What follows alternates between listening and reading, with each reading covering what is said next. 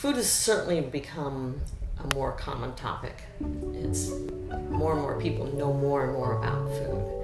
And I think that people have seen the value or the meaning of food as something that brings people together in communities. It's much more on everyone's lips, so to speak, and is a common focal point for people to talk a lot about.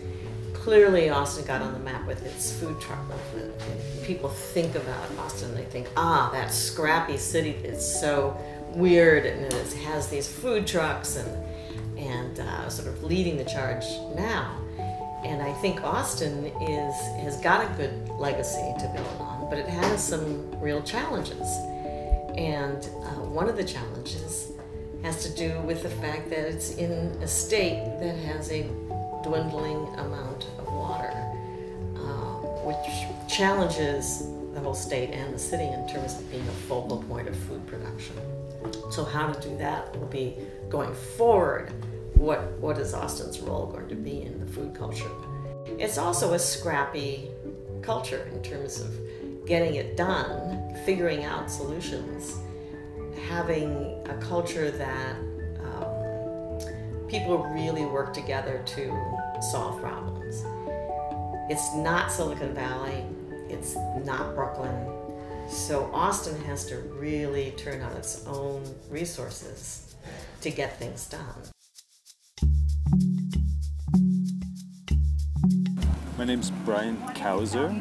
I work for the Sustainable Food Center here in Austin, Texas. Ultimately, sustainable food everywhere comes down to access to, for a Sustainable Food Center, organic practices and sustainable practices that allow the land to be used in its best long-term sustainable manner. Organic is important because we need to think about how we're using land and water. We need to think 5 generations ahead, and not just next year's election, not just the next set of suburbs. And do we have enough water for the next set of suburbs in Austin? That's really not important. We might or we might not, but 10 years from now, if we keep adding suburbs, then where are we? After we've already built the city and we've lived in it. In terms of what it means to have the smaller farms, you've got a multiplicity of voices in a community instead of one voice that is deciding how land gets used. And there are a lot of different ways to do farming, and there should be a lot of different ways. And they should all be supported, and they should all be allowed to happen in different ways in different places.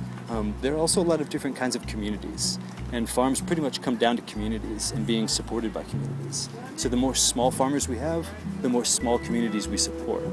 So once we let it get to a certain scale with the farms, the smaller communities don't have a relationship with them anymore. Economically, socially, culturally, those things break down. So being able to look your farmer in the eye and shake his hand and say, thank you for being my farmer, is a really important something that we've got to hang on to. And if we don't hang on to them, we will lose them. So the small farm is really the core of the whole idea for us, making sure those guys are still here.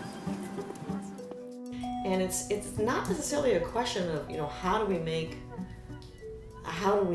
it possible to have more water, or how can we put the soil back that it was eroded over time.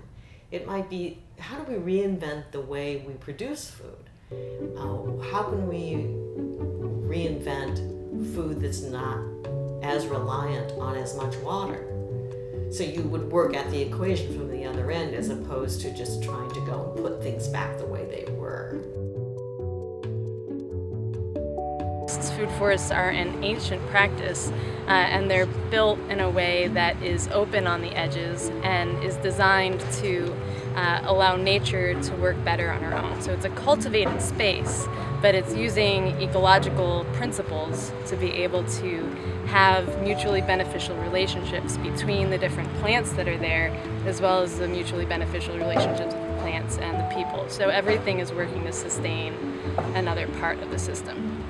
So there's an art to it, but the beauty of it is with some upfront planning and some intelligent organization of that system early on, then the maintenance long term is very low. I think we're making good progress. We're going in the right direction.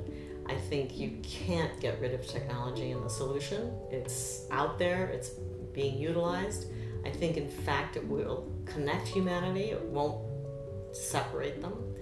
And I think that these problems such as water, food safety, food health, the quality of our land can actually be addressed and solved by optimistic, youthful, this generation that's coming through UT right now.